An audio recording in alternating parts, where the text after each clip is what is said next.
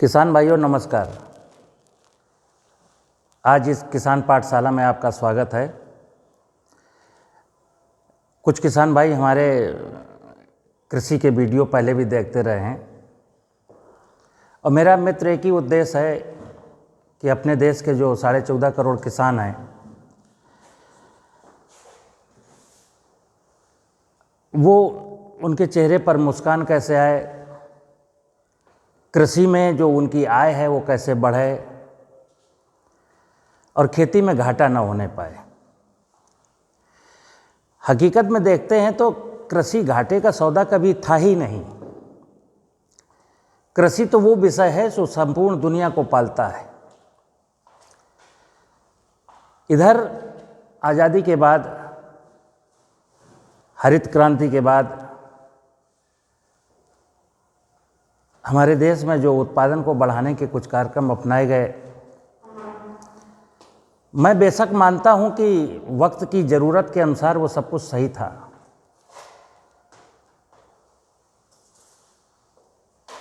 और हम उत्पादन बढ़ाने के लिए जो मैंने कार्यक्रम अपनाए उनका परिणाम ये हुआ था कि 1960 से शुरू हुई हरित क्रांति का सिलसिला 1990 में हमको खाद्यान्न उत्पादन के बारे में आत्मनिर्भर कर गया था। वर्ष 2000 में जो मैंने कार्यक्रम लिए थे उनके दुष्परिणाम भी सामने आने लगे थे, और 2000 के बाद जैसा कि आप जानते हैं कि एक विषय आया परंपरागत कृषि का, जैविक कृषि का, यानी नीतियों को लोगों को ये चिंता हुई कि अगर कृषि यूं ही चलती रही तो फिर आने वाले दिनों में बड़े परेशानियां आएंगी, और ये विषय आया परंपरागत कृषि का, जैविक कृषि का। पिछले 20 सालों से बहुत प्रयास हुए कि हमारे देश के किसान जैविक कृषि की ओर लौटें। किसान लौटना भी चाहता है लेकिन वो लौट नहीं पा रहा है। कारण ये है कि न किसान कृषि की हकीकत को समझने के लिए तैयार है, और जो किसान को सिखाने वाले हैं वो लोग भी कृषि की हकीकत को समझाना नहीं चाहते। और मुद्दा एक है कि बहुत सारे लोगों के अपने निजी स्वार्थ जुड़े हुए हैं। तो ऊपर मन से तो कहते हैं कि जैविक कृषि बहुत ज़रूरी है, लेकिन अंदर से मन में विचार यही है कि ठीक है यार, चलने दो, जैविक कृषि नहीं कर रहे तो ठीक है। हमारे निवेश तो बिक रहे हैं। तो आज का ये जो मेरा वीडियो है वो किसान भाइयों के लिए है, देश के किसानों के लिए है, और मैं आपको जो समझाना चाहता हूं अगर वो आप समझ जाएंगे, सीख जाएंगे, तो आपके जीवन में कुछ नयापन आएगा और आपको लगेगा कि नहीं जैसे हम ठीक हैं। हमारे वीडियो जो 50-60 साल की उम्र के लोग देखते हैं उनको मैं 2-3 चीज़ें ज़रा दिखा दूं, उसके बाद आपको विषय समझ में आएगा। 60 साल पहले कहा जाता था उन्नत खेती मध्यम मान निश्चित चाकरी भीख निदान, यानी कृषि को उन्नत व्यवसाय का दर्जा प्राप्त था। आज क्या हुआ? 1950-60 के दशक में देश का एक भी किसान खेती में घाटा हो गया इसलिए आत्महत्या नहीं करता था। और आज जब इतनी सारी टेक्निक्स हैं, कृषि की आधुनिक तकनीकियां भरी पड़ी हैं, आज अमूमन 1 लाख किसान प्रतिवर्ष देश का कृषि में, खेती में घाटा हो गया इसलिए आत्महत्या कर लेता है। यही नहीं, किसान का संबंध उसके कृषि योग्य भूमि से है, गांव की जलवायु से है, गांव के पर्यावरण से है।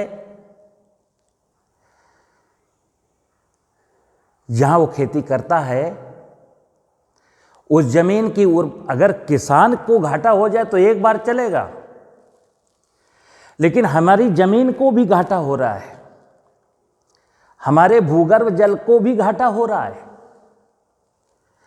हमारे पर्यावरण को भी नुकसान हो रहा है, हमारे गांव की बायोडाइवर्सिटी भी नष्ट होती जा रही है। तो कल्पना करें कि ये सिलसिला कब तक यूं ही चलता रहेगा और कि कौन सा वो दिन आएगा कि मानव सभ्यता इस धरती से खत्म हो जाएगी। तो मेरी बात को जरा गौर से सुने, गौर से समझें, मैं जो आपको समझाना चाहता हूं। खेती में मित्रों, मैंने एक पहले भी वीडियो में एक दो बार बोला है कि मनुष्य का भूख से, जब तक मैं जिंदा हूं मुझे भूख लगेगी, तो मनुष्य का भूख से और भूख का भोजन से, भोजन का कृषि से और कृषि का प्रकृति से अटूट रिश्ता है। इधर 40-50 सालों से हमारी नीति निर्माताओं ने और स्वयं किसान ने और बीज की एजेंसियों ने जो प्रकृति का वैभव है, कृषि से उसको नजरअंदाज कर दिया और अब हम ऐसी जगह आके खड़े हो गए हैं कि एक तरफ खाई है तो दूसरी तरफ कुआं है। हमारे बहुत से मित्र हमारी आलोचना करते हैं और वो कहते हैं कि लोग चंद्रमा में जा रहे हैं और आप पुराने ज़माने की बात करते हैं। तो मैं एक ही चीज़ कहता हूँ कि प्रकृति से बड़ा पुरानी चीज़ कोई नहीं है। प्रकृति सनातन संस्कृति का हिस्सा है। पहले प्रकृति आई है, फिर मनुष्य आया है। तो हमें प्रकृति को तो जीवन भर साथ लेके चलना है और जैसे ही हम प्रकृति को इग्नोर करते हैं तो मेरी ज़िंदगी में मुसीबतों का पहाड़ खड़ा होने लगता है।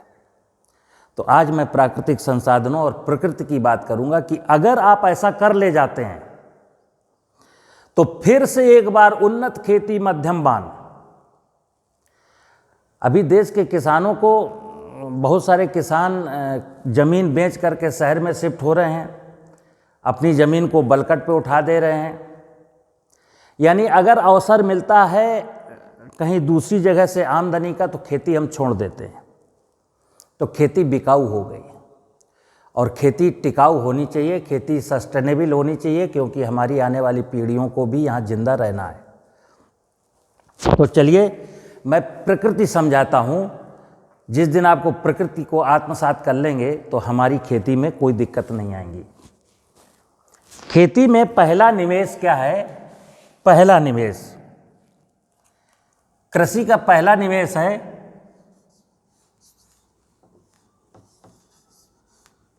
भूमि। जिस किसान के पास भूमि नहीं होगी खेती कहां करेगा? और भूमि का मतलब है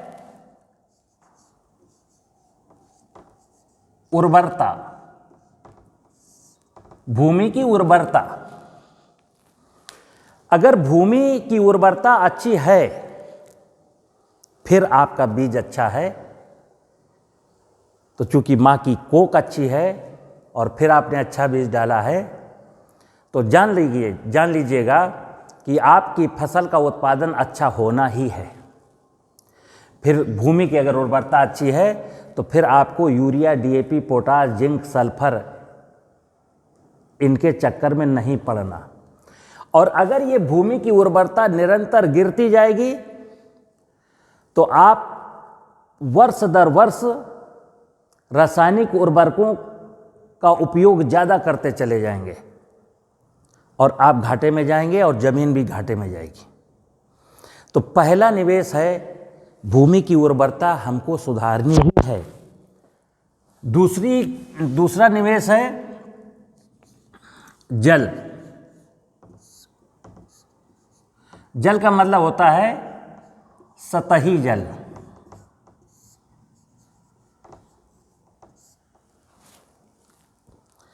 हमारे गांव में, हमारे खेत के आसपास जलाशय जब होते हैं तो ज़मीन के नीचे पानी 30-35 फुट पर रहता है, और जब पानी 30-35 फुट पर रहता है और ज़मीन हमारी पहले से मजबूत है तो उसकी वाटर होल्डिंग कैपेसिटी बहुत अच्छी होती है। इसके बाद चूँकि 30-35 फुट पर पानी होता है, तो जब ऊपर धूप खिलती है, पौधों की पत्तियां पानी को उड़ाती हैं, तो पानी जो 30-35 फुट पर है वहाँ से कैपिलरी सिस्टम से पानी ऊपर आता है। रास्ते में पेड़ की जड़ें हैं और जड़ों की प्यास बुझा देता है, यानी हमको सिंचाई जल की ज़रूरत नहीं पड़ती। परमात्मा ने अगर सतही जल के भंडार हैं तो परमात्मा ने माइक्रो ड्रिप इरिगेशन लगाया हुआ है।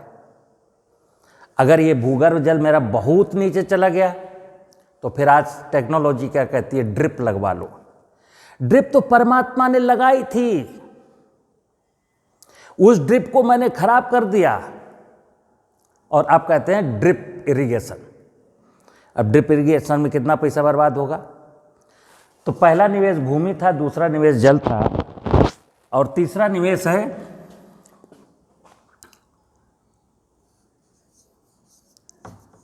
वृक्ष, यानी कि वायु।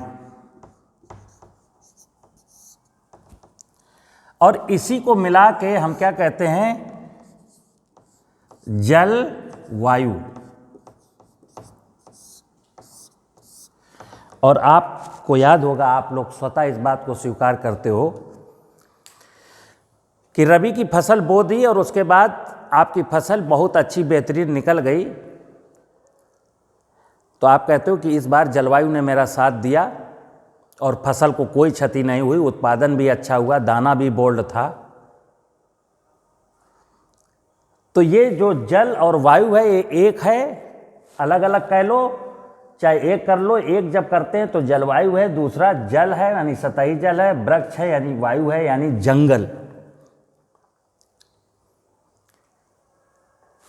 तो भूमि जल वायु। अगर हमारा भूमि अच्छी है, जलवायु अच्छी है, फिर मेरा बीज अच्छा है, तो हमारी फसलों का उत्पादन अच्छा होना ही होना है। अब आप कहोगे कि जलवायु के लिए मैं क्या कर सकता हूँ, तो आपने सुना होगा जलवायु परिवर्तन, यानी जनवरी के महीने में जैसी जलवायु होनी चाहिए वैसी नहीं रहती, जून के महीने में जैसी जलवायु होनी चाहिए वैसी नहीं रहती। तभी तो यह शब्द आया जलवायु परिवर्तन। और जलवायु परिवर्तन का जिम्मेदार कौन है? मनुष्य। क्यों? क्योंकि गांव के जलाशय नष्ट कर लिए, खेत में जलाशय बनाता नहीं है, खेतों की मेड़ों के पेड़ काट लिए,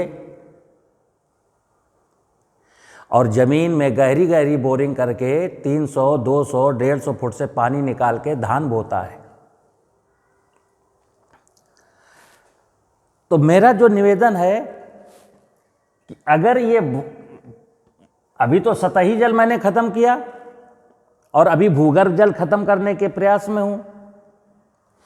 अभी तो अपनी खेतों की मेड़ों के पेड़ काटे थे और अब जंगल भी काटने लगा हूं। अब जब भूमि की उर्वरता प्रभावित हुई, जल और वायु प्रभावित हुई, तो क्या होता है? देखिए, आधुनिक कृषि तकनीकी में जो आज की वर्तमान में जो मैं खेती करता हूं, वो हमको कहाँ ले जाके खड़ा करती है? रासायनिक उर्वरक,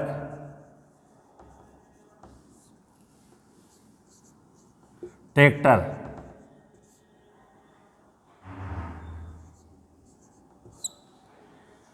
फसल सुरक्षा, रसायन,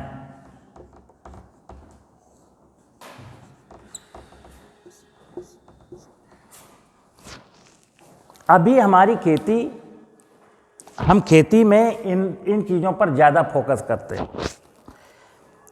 डीएपी कितना डालना है, यूरिया कितना डालना है, पोटास कितना डालना है, और लोग भी चाहते हैं कि किसान ये चीज़ें खूब यूज करें, क्योंकि उनका रासायनिक उर्वरक ज़्यादा बिकेगा, उनके फसल सुरक्षा रसायन ज़्यादा बिकेंगे, उनके कृषि यंत्र ज़्यादा बिकेंगे, तो पैसा तो आप ही की जेब से आएगा। और ये चीज़ें कर क्या रही हैं? रासायनिक उर्वरकों ने ही आपको जैविक खादों से अलग कर दिया, ट्रैक्टर ने आपको बैल और गाय से अलग कर दिया, और फसल सुरक्षा रसायनों ने आपको बायोडाइवर्सिटी से अलग कर दिया, यानी जैव विविधता से अलग कर दिया। अब यहीं पर लोग मेरी क्रिटिसाइज करते हैं कि तो क्या ट्रैक्टर बंद कर दिए जाएं, तो क्या रासायनिक उर्वरक बंद कर दिए जाएं, कोई कीड़ा लग जाए तो क्या फसल सुरक्षा रसायन न डाले जाएं, कोई बीमारी लग जाए तो क्या फफूंदनाशक न डाला जाए, किसान बर्बाद नहीं हो जाएगा। और ये बातें आपको भी समझ में आती हैं। उन्होंने कितनी बारीकी से अपनी बात कह दी कि अगर रासायनिक उर्वरक नहीं डालेंगे तो फसल की ग्रोथ कैसे होगी, अगर फसल सुरक्षा रसायन नहीं डालेंगे तो बीमारियां और कीड़े खेत को खा जाएंगे। और आपको भी लगता है हाँ खा जाएंगे। तो अब मैं आपको ले चलता हूं जंगल की ओर। मित्र, मेरी अगर बात आपको ना समझ में आए और ऐसे जो वैज्ञानिक हैं जो इस बात को कहते हैं कि इसके बिना खेती नहीं हो सकती, तो उनसे मेरे दो सवाल हैं कि आज के 100 साल 200 साल पहले ये सब चीजें नहीं थीं, तो हमारे पूर्वजों को तो मर जाना चाहिए सबको। दूसरी चीज, आप जंगल में चलिए, देश में जो मध्य प्रदेश में, राजस्थान में, उत्तराखंड में, उड़ीसा में, गुजरात में जो जंगल के फॉरेस्ट एरिया हैं, आप जंगल में जाइए और चलिए मेरे साथ। हरे भरे जंगलों को आप निहारिए, लाखों प्रकार की वनस्पतियां खड़ी हैं, लंबे पेड़, छोटे पेड़, झाड़ियां, घास हैं, बहुत सारे, मतलब बायोडाइवर्सिटी बहुत स्ट्रांग है। अब मेरा प्रश्न ये है कि जंगल में किसी भी वनस्पति को कोई उर्वरक डालता है क्या? जंगल की किसी वनस्पति को कोई पानी डालने जाता है क्या? जंगल की किसी वनस्पति में कोई कीड़ा लगता है, कोई फसल सुरक्षा डालता है क्या, या कोई बीमारी लगती हो? जंगल में ऐसा कुछ नहीं है। और इसी के तारतम्य में एक दोहा है कि रहीमन बिरवा खेत में सींचे ते कुमलाए, यानी आप खेत में फसल बोते हो, सिंचाई करते हो, फिर भी मुरझा जाता है कई बार। और रहे भरोसे राम के पत्थर पर हरियाए। मध्य प्रदेश के जंगलों में जो वनस्पतियां खड़ी वो पत्थरों पे खड़ी हैं, यानी पथरीली जमीन पर नाना प्रकार की वनस्पतियां लहलहा रही हैं। तो मुद्दा ये है कि सनातन काल में, मैंने सनातन शब्द लिखा है, परंपरा लिखा है, मैं इन चीजों का बिल्कुल विरोधी नहीं हूं। मेरा विरोध इस बात का है कि अगर मैंने प्रकृति के वैभव को इग्नोर किया तो मेरा जीवन आगे अंधकार में बीतने वाला है। तो ये चीजें आपको समझनी। दूसरी चीज क्या है, अब देखिए, जो कीट और बीमारियों की बात आती है, तो पहले क्या थी? जैव विविधता।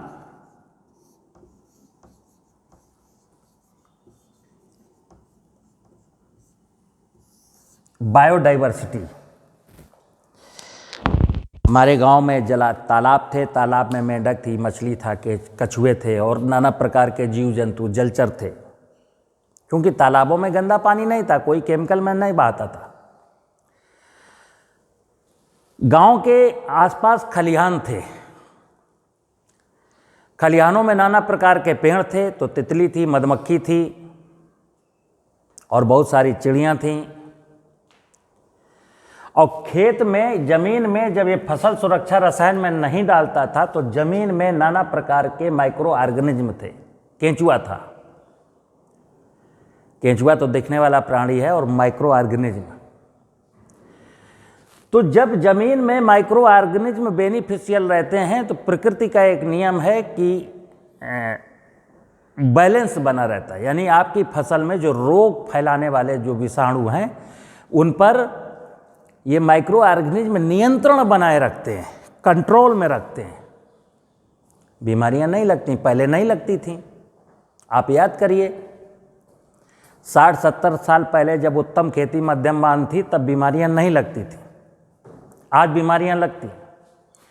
जब आकाश में नाना प्रकार के पक्षी थे तो इंसेक्ट नहीं लगते थे, कीड़े नहीं लगते थे, क्योंकि पक्षी इंसेक्ट खाते हैं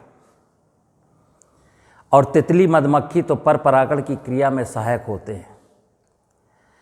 तो मेरा केवल इतना निवेदन है अपने देश के किसान भाइयों से,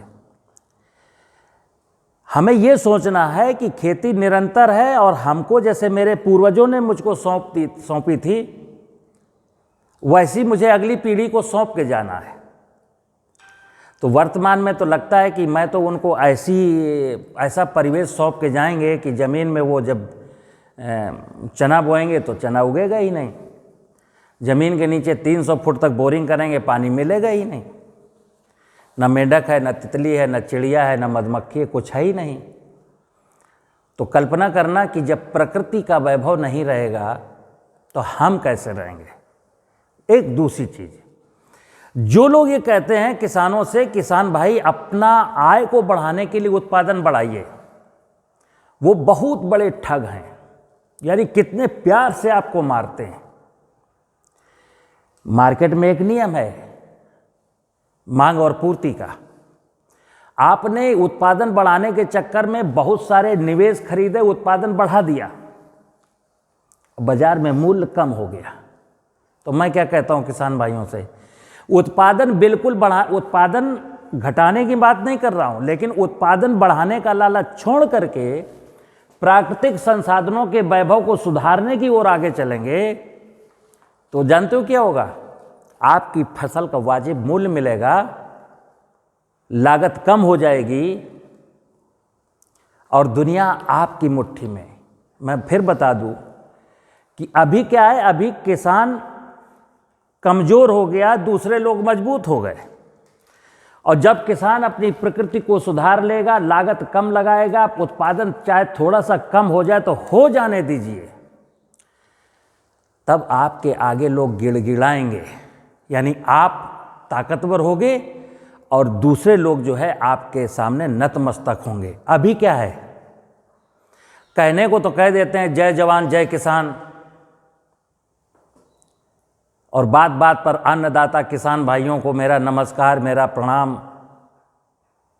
बोल दिए जाते हैं ये शब्द। अन्नदाता की लाचारी देखिए, बेबसी देखिए। मैं रोज देखता हूं सरकारी कार्यालयों में अन्नदाता चक्कर काटता रहता है छोटी छोटी बातों के लिए। मैं ये कहता हूं कि आप अगर अपनी प्रकृति के वैभव को स्ट्रांग कर लेंगे और रासायनिक उर्वरकों, ट्रैक्टर, इन चीज़ों से थोड़ा मुक्ति पाने की दिशा में आगे चलेंगे, आपकी आमदनी बढ़ेगी और कृषि एक बार फिर से उन्नत खेती, मध्यम मान, निश्चित चाकरी, भीख निदान ऐसे मुकाम पर पहुंचेगी। और आपके बच्चे जो गांव छोड़ करके 10,000, 8,000, 20,000 की नौकरी खोजते फिर रहे हैं, ये नौकरी इनको अपने खेत में, अपने गांव में मिलेगी। और आप 50 साल पहले का इतिहास देख लीजिए, गांव में कहीं बेरोजगारी नहीं थी, हंसते मुस्कुराते परिवार थे, संपन्न घराने थे, किसी चीज़ की कमी नहीं थी। ये आपको निर्णय करना है कि आपको इस चक्रव्यूह में फंसे रहना है, आधुनिक कृषि तकनीकी के चक्रव्यूह में फंस करके जीवन गुजारना है कि इस चक्रव्यूह को तोड़ करके बाहर आना है। अगर आप इस चक्रव्यूह को तोड़ करके बाहर आना चाहते हैं तो रास्ता एक ही है कि हमें एक बार प्रकृति के वैभव को समझना है, भूमि की उर्वरता को बढ़ाना है, खेत की मेड़ बनानी है, वर्षा का पानी रोकना है, खेत की मेड़ पर पेड़ लगाने हैं, पशुओं को पालना है और सह फसली खेती करनी है, मिश्रित खेती करनी है, मोनोकल्चर के नशे से बाहर आ जाइए। बहुत सारे किसान केवल धान बोते हैं, केवल आलू करते हैं ना, हमें रबी में गेहूं, जौ, चना, मटर, मसूर सब चीज़ें करनी है। ऐसे खरीफ में धान, ज्वार, बाजरा, उर्द, मूंग हर चीज़ करनी है। थोड़ा सा तकलीफ हो सकता है आपको थोड़ा सा हो सकता है बात अटपटी लगे, लेकिन ये तय मानिए कि अगर मेरी बात अटपटी लगेगी तो मेरे जीवन में आने वाले समय में, आज 1950-60 के दशक में देश में कोई किसान आत्महत्या नहीं करता था। आज तकरीबन औसत रूप से 1 लाख लोग आत्महत्या करने लगे हैं। और ये जैसे ही समय बीतेगा, जो छोटे छोटे किसान हैं उनको आत्महत्या के लिए मजबूर होना पड़ेगा। कारण एक ही है कि छोटा किसान रासायनिक उर्वरकों में कितना व्यय करता है, ट्रैक्टर से खेती कराने में कितना व्यय करता है, फसल सुरक्षा रसायन डालने पर कितना व्यय करता है, और जब 10 कुंटल अनाज बाजार लेके जाता है तो उसके साथ क्या होता है वो आप जानते हैं। नमस्कार।